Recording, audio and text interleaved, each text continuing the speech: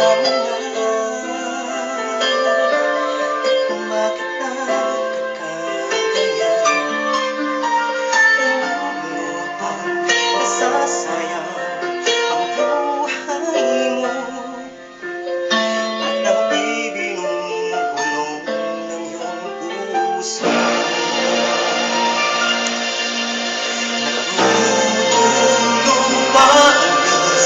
Natutulog ba?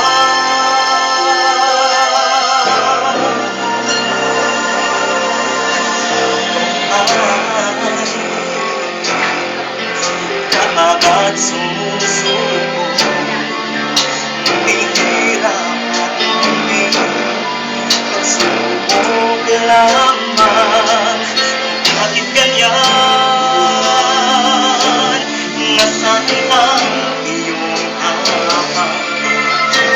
Natutuwa, nawawalan ng pag-asa at iniisip na natutulog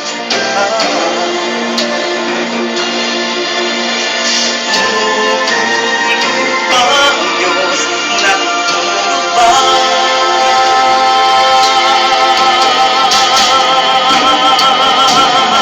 Sikapin mo, pilitin mong tibayan ang iyong puso.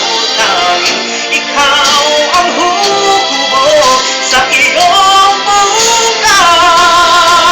Huwag mo sanang akalaing natutulog pa ang Diyos.